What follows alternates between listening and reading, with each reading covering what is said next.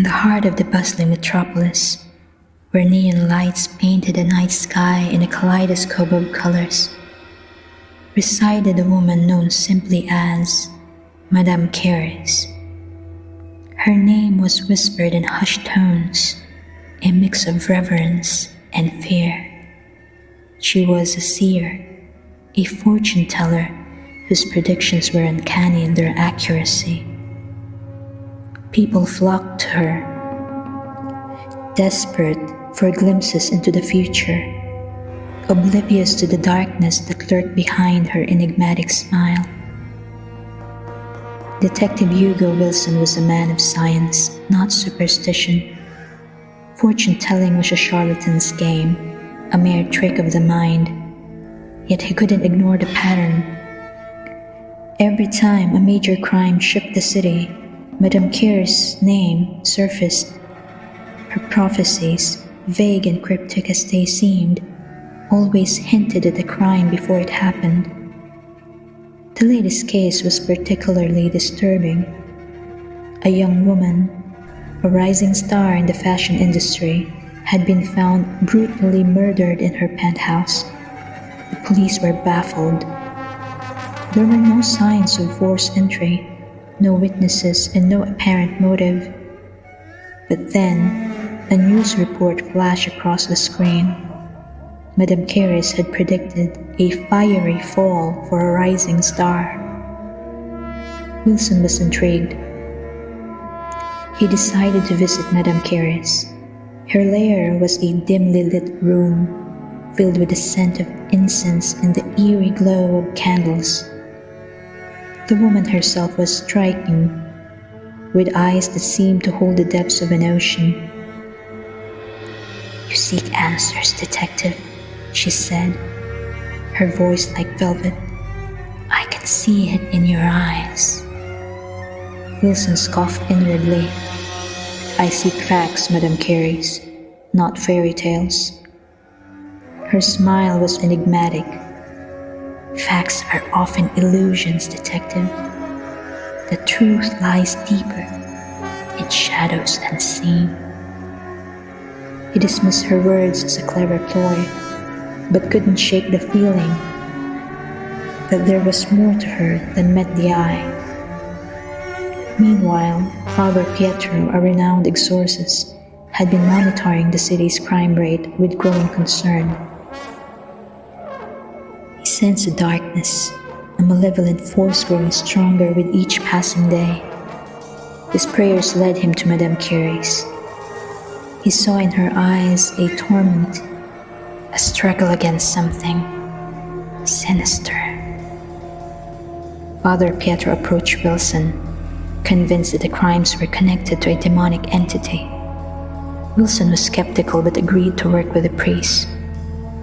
Together, they began to delve into Madame Keres' past. They discovered a woman with a disturbed past, desperate for answers and revenge on those who made her life miserable. She sought solace in the powers promised by the occult, and that was when the darkness found her. As they dug deeper, they realized the horrifying truth. Madame Keres was not a seer, but a vessel for a malevolent spirit that fed on fear and violence. The prophecies were not predictions of the future, but commands from the darkness. Their investigation led them to the next target, a prominent businessman. Madame Keres had predicted a fatal fall for him. With the clock ticking, Wilson and Father Pietro raced against time.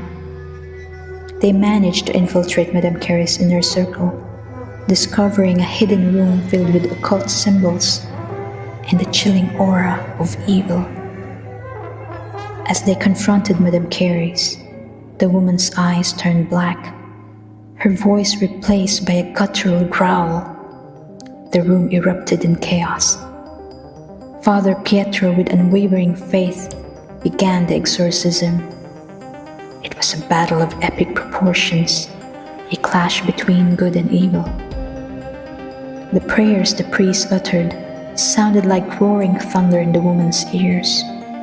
The holy water sprinkled on her was like acid burning through her soul. Somehow, she saw a lady dressed in white looking at her so mercifully. And in that merciful gaze, Madame Keres felt tears building up her eyes. In a flash, she saw all the evil things she did in the name of the occult, serving the demon within her as her soul got eaten away piece by piece. She saw the souls of those who should have been still alive, if not for her thirst for vengeance and blood.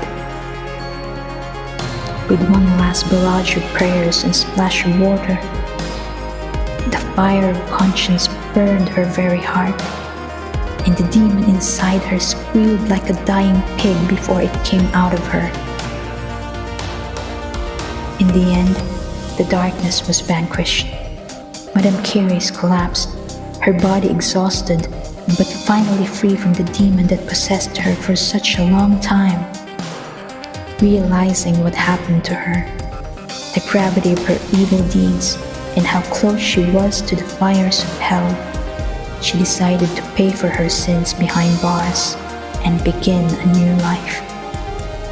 With Father Pietro's help, she believed she could regain her faith in the only source of power she needed to live a good life: God.